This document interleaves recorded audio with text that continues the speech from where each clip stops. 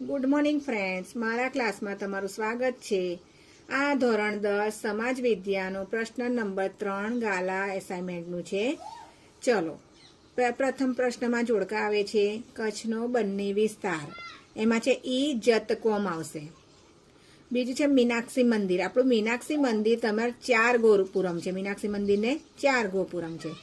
એતુર નાગરમ એનું છે તેલંગાણામાં આવેલું છે. એતુર નાગરમ તેલંગાણામાં. Biogas plant. હવે બાયોગેસ પ્લાન્ટ છે ને, મહેસાણામાં બહુ મોટો બાયોગેસ પ્લાન્ટ છે.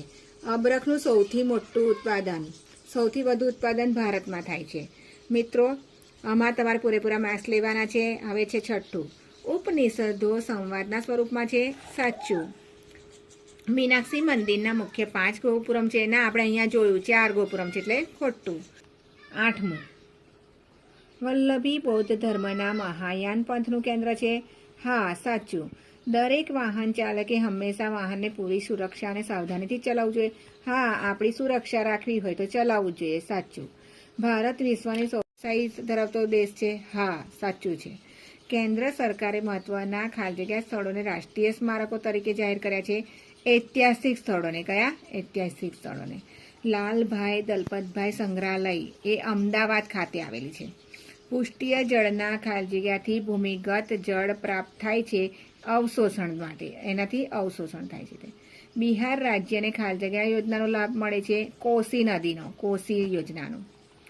ગુજરાતમાં જૂનાગઢમાં ખાલી જગ્યા ખાતે પણ રજ્જુ માર્ગની કામગીરી ચાલુ છે. તો ગિરનાર. રજ્જુ એટલે આપણે રોપવેની વાત કરતા હતા ને તે. તો ગિરનાર. 16, નીચેનામાંથી કયું જોડકું ખોટું છે તે જણાવો. તો રાણીની વાવ પાટણમાં છે, અડાલજમાં નથી.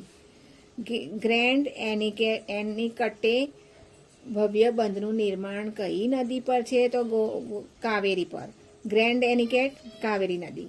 નાગાર્જુન સાગર કયા રાજ્યોની સૌથી મોટી બહુતેક યોજના છે? તો આંધ્રપ્રદેશ અને તેલંગાણાની. નાગાર્જુન સાગર, આંધ્રપ્રદેશ અને તેલંગાણા. દેશની કુલ રાષ્ટ્રીય આવકને દેશની કુલ વસ્તી વડે ભાગતા શું મળે? તો ભાગ્યે તો આપણે માથાદીઠ આવક મળે. માથાદીઠ આવક. ગિયર વિનાની 50 cc સુધીની એન્જિન ક્ષમતાનું દ્વિચક્રી, અહીં યાદ રાખજો, દ્વિચક્રી એટલે 2 વ્હીલર વાહન ચલાવવા માટે લાયસન્સ કેટલા વર્ષે છે? તો 16 વર્ષ બાદ મળી રહે છે. રાષ્ટ્રીય જળમાર્ગ એ કઈ નદીનો જળમાર્ગ છે? ગંગા નદીનો. અહીંયા જુઓ મિત્રો, રાષ્ટ્રીય જળમાર્ગ ગંગા નદીનો. ગુજરાતનું સૌથી મોટું બંદર કંડલા જ હોય. વિકાસશીલ દેશોમાં બેરોજગાર કયા સ્વરૂપ હોય છે? ઔદ્યોગિક, શિક્ષિત અને ઘર્ષણજન્ય અને માળખાગત બેરોજગારી છે. કેટલા જાતની? 4 જાતની. 1, 2, 3, 4. ઔદ્યોગિક બેરોજગારી, શિક્ષિત બેરોજગારી, ઘર્ષણજન્ય બેરોજગારી અને માળખાગત બેરોજગારી.